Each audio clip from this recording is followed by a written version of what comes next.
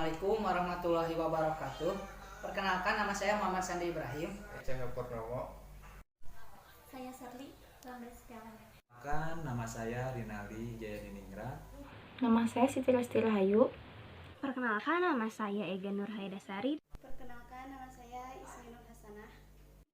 Langsung saja saya akan menjelaskan tentang pengertian kalimat efektif. Arti kata efektif menurut Kamus Besar Bahasa Indonesia adalah berhasil guna. Kata efektif yaitu suatu pencapaian tujuan secara tepat atau memilih tujuan. Tujuan yang tepat dari serangkaian alternatif atau pilihan cara dan menentukan pilihan dari beberapa pilihan lainnya. Efektivitas bisa juga diartikan sebagai pengukuran keberhasilan dalam pencapaian tujuan-tujuan yang telah ditentukan. Misalnya, jika suatu pekerjaan dapat selesai dengan pemilihan cara-cara yang sudah ditentukan, maka cara tersebut adalah benar atau efektif. Beberapa definisi kalimat efektif menurut beberapa ahli bahasa. Menurut Kajunuddin, kalimat efektif adalah kalimat yang memiliki kemampuan untuk mengungkapkan gagasan penutur sehingga pendengar atau pembaca dapat memahami gagasan yang terungkap dalam kalimat itu sebagaimana gagasan yang dimaksudkan oleh penutur. Dengan kata lain, kalimat efektif adalah kalimat yang dapat mengungkapkan gagasan pemakaiannya secara tepat dan dapat dipahami secara tepat oleh pembaca atau pendengar. Dan menurut Parera dalam Doyin dan Wagiran menyatakan bahwa kalimat efektif tidak saja menyampaikan pesan, berita, atau amanat, tetapi juga merakit gagasan-gagasan ke dalam bentuk yang lebih kompleks dan kesatuan pikiran yang utuh. Oke, selanjutnya akan dilanjutkan oleh Cahyo. Saya akan menjelaskan pengertian kalimat efektif menurut para ahli. Yang pertama, Rozak dalam Dovin atau Wagiran tahun 2009 mengungkapkan bahwa kalimat efektif dikenal dalam hubungan dengan fungsi kalimat sebagai alat komunikasi. Kalimat dikatakan efektif bila mampu membuat proses penyampaian dan penerimaan pesan berlangsung dengan sempurna. Sebagai alat komunikasi, kalimat dikatakan efektif jika mencapai sasaran dengan baik. Yang kedua, menurut Rahayu tahun 2007, kalimat efektif adalah kalimat yang bukan hanya memiliki syarat-syarat komunikasi, gramatikal, dan statistika saja, tetapi juga harus hidup, segar, mudah dipahami, serta sanggup menimbulkan dan hayal pada pembaca. Yang tiga, Akaidah Arsyad dan Ridwan 2001. Kalimat efektif adalah kalimat yang benar dan jelas sehingga dengan mudah dipahami oleh orang lain secara cepat dan tepat. Saya akan melanjutkan penjelasan yang telah disampaikan oleh Cahyo, yaitu tentang pengertian kalimat efektif menurut para ahli. Pengertian kalimat efektif menurut para ahli yang keempat yaitu menurut Arifin pada tahun 1989, kalimat efektif adalah kalimat yang memenuhi kriteria jelas, sesuai dengan kaidah, ringkas, dan enak dibaca. Terus yang keempat yaitu menurut Nasuha, Rohmadi, dan Wahyudi pada tahun 2009, kalimat efektif dipahami sebagai kalimat yang dapat menyampaikan informasi dan informasi tersebut mudah dipahami oleh pembaca. Yang keenam yaitu menurut Arif pada tahun 2013, kalimat efektif dipahami sebagai sebuah kalimat yang dapat membantu menjelaskan sesuatu persoalan secara lebih singkat, jelas, padat, dan mudah dimengerti serta diartikan. Dari berbagai uraian di atas dapat diambil kata kunci dari definisi kalimat efektif, yaitu sesuai kaidah bahasa, jelas, dan mudah dipahami. Jadi, kalimat efektif adalah kalimat yang sesuai dengan kaidah bahasa, jelas, dan mudah dipahami oleh pendengar atau pembaca.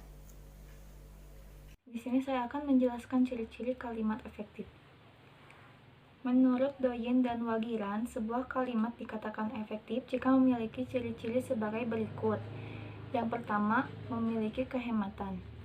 Dalam kalimat efektif, arti kehematan adalah hemat dalam menggunakan kata, frasa, atau bentuk lain yang dianggap tidak perlu, tetapi tidak menyalahi kaidah tata bahasa. Apabila kata-kata dalam sebuah kalimat dapat dihilangkan tanpa mengubah makna kalimat, berarti kalimat tersebut menggunakan kata-kata mubazir. Untuk itu, ada beberapa kriteria yang perlu diperhatikan untuk dapat melakukan penghematan. Yang pertama, menghilangkan pengulangan subjek. Yang kedua, menghindarkan pemakaian superordinat pada hiponim kata. Yang ketiga, menghindarkan kesinoniman dalam satu kalimat. Yang keempat, tidak menjamakan kata-kata yang berbentuk jamak. Contohnya, nama gadis yang mengenakan kerudung putih itu Fatimah. Dalam kalimat tersebut mengandung kata mubazir, yaitu yang mengenakan, yang semestinya dapat diubah menjadi berkerudung. Jadi jika diubah, gadis berkerudung putih itu Fatimah. Ciri kalimat efektif yang kedua yaitu memiliki pemusatan perhatian atau penekanan. Pemusatan perhatian atau penekanan adalah adanya upaya penulis untuk menonjolkan salah satu bagian dalam kalimat sesuai dengan kebutuhan. Kalimat aktif digunakan untuk menonjolkan unsur pelaku. Sebaliknya, kalimat pasif digunakan untuk menonjolkan unsur hasil tindakan atau objek. Untuk membentuk penekanan dalam suatu kalimat, ada beberapa cara. Yang ke-1, meletakkan kata yang ditonjolkan itu di depan kalimat atau di awal kalimat. Contohnya, harapan kami adalah agar soal ini dapat kita bicarakan lagi pada kesempatan lain. Jika ada kalimat yang ditonjolkan, maka kalimatnya berubah menjadi pada kesempatan lain kami berharap kita dapat membicarakan lagi soal ini. Yang kedua, membuat urutan kata yang bertahap. Contoh, bukan 1000, sejuta atau 100, tetapi berjuta-juta rupiah telah disumbangkan kepada anak-anak terlantar. Kalimat yang betulnya adalah bukan 100, 1000, atau sejuta, tetapi berjuta-juta rupiah telah disumbangkan kepada anak-anak terlantar. Kalimat pertama, tidak adanya urutan kata yang bertahap. Kalimatnya seperti bukan 1000, sejuta, atau 100, tetapi yang benar adalah bukan 100, 1000, atau sejuta. Yang ketiga, mempergunakan partikel penekanan atau penegasan seperti partikel lah, pun, dan partikel kah. Contoh, dapatkah mereka mengerti perkataanku? Dialah yang harus bertanggung jawab dalam menyelesaikan tugas ini. Sekian, materi selanjutnya akan dijelaskan oleh Sherly. Terima kasih. Saya akan melanjutkan penjelasan yang telah disampaikan oleh Siti Rizky Wahyu, yaitu tentang ciri-ciri kalimat efektif. Yang ketiga, memiliki keutuhan dan kesatuan gagasan. Sebuah kalimat dikatakan memiliki keutuhan atau suatu gagasan jika kalimat tersebut memiliki struktur gramatikal yang utuh. Subjek, predikat, dan objeknya harus jelas dan saling mendukung dalam membentuk suatu dan kesatuan sebuah gagasan. Yang keempat, memiliki perpaduan atau perpautan. Kalimat dikatakan memiliki kepaduan atau kepautan jika kalimat tersebut memiliki hubungan yang logis di antara unsur-unsur di dalam kalimatnya. Kalimat dikatakan tidak padu jika keliru dalam menggunakan profesi atau konjungsi. Kesatuan dan kepaduan di sini maksudnya adalah kepaduan pernyataan dalam kalimat itu, sehingga informasi yang disampaikan tidak terpecah-pecah. Ada beberapa hal yang perlu diperhatikan untuk menciptakan perpaduan kalimat, yaitu sebagai berikut. 1. Kalimat yang padu tidak bertele-tele dan tidak mencerminkan cara berpikir yang tidak simetris. Yang kedua, kalimat yang tidak padu perlu menyisipkan sebuah kata seperti daripada atau tentang antara predikat, kata kerja, dan subjek. Penderita. Di sini saya akan melanjutkan materi yang disampaikan teman saya yaitu ciri-ciri kalimat efektif. Yang kelima itu ada kesejajaran atau paralelisme.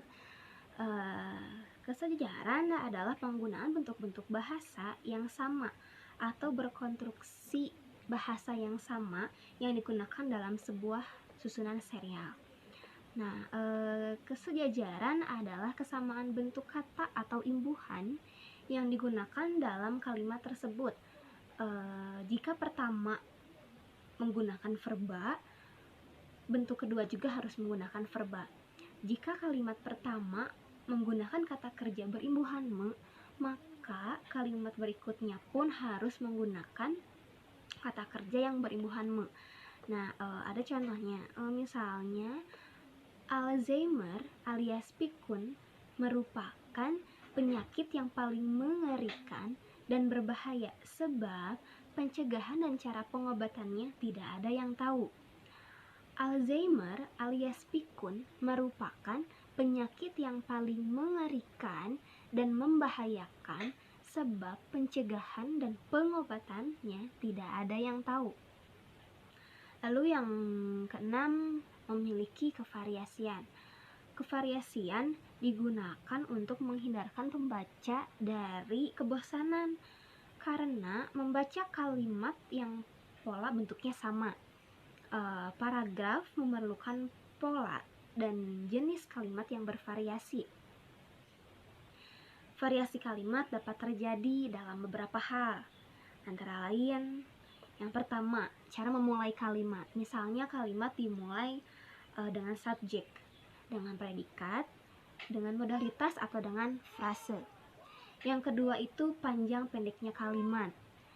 Yang ketiga itu jenis kalimat. Misalnya kalimat berita, kalimat tanya, kalimat perintah. Nah, yang keempat itu penggunaan kalimat langsung dan tidak langsung. Selanjutnya ada syarat-syarat kalimat efektif yang akan dijelaskan oleh saudara Renaldi. Melanjutkan materi yang telah disampaikan oleh Teh Ega tentang syarat-syarat kalimat efektif. Syarat-syarat kalimat efektif. Syarat-syarat kalimat efektif ada 4. Yang pertama, sesuai EYD. Yang kedua, sistematis. Yang ketiga, tidak boros dan bertele-tele. Dan yang keempat, tidak ambigu. Yang pertama, sesuai EYD. Sebuah kalimat haruslah menggunakan ejaan maupun tanda baca yang tepat. Kata baku pun mesti menjadi perhatian agar tidak sampai kata yang kamu tulis tidak tepat ejaannya. Yang kedua, sistematis. Sebuah kalimat sederhana adalah memiliki susunan subjek dan predikat, kemudian ditambahkan objek, pelengkap, hingga keterangan. Sebisa mungkin guna mengefektifkan kalimat. Buatlah kalimat yang tidak ambigu jika memang tidak ada penegasan. Subjek dan predikat diharapkan selalu berada di awal kalimat. Dan ketiga, tidak boros dan bertele-tele.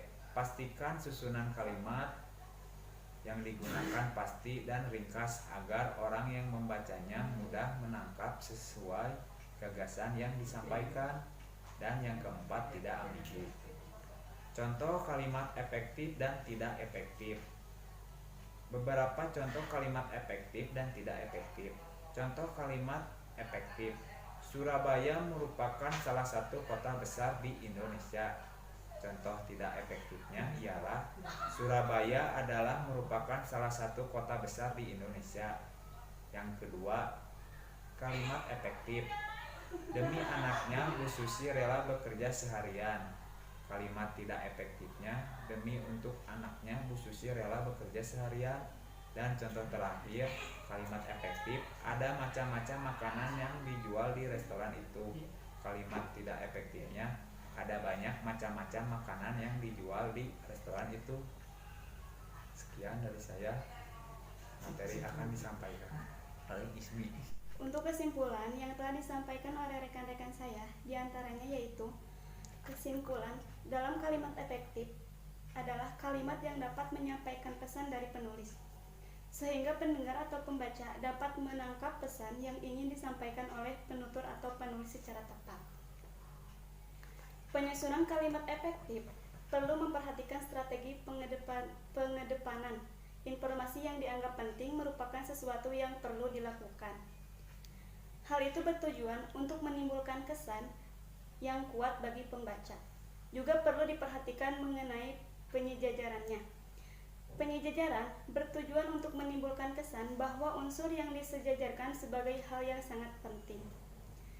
Sebab-sebab ketidakefektifannya yaitu meliputi kontaminasi, pleonasme, adanya kata depan yang tidak perlu, kesalah penalaran, kesalahan pembentukan kata, pengaruh bahasa asing, dan pengaruh bahasa daerah. Itulah kesimpulan dari kalimat efektif. Terima kasih.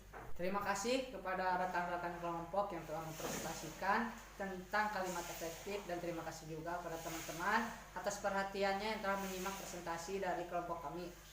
Cukup sekian dari kelompok kami. Mohon maaf bila banyak kesalahan. Wassalamualaikum warahmatullahi wabarakatuh.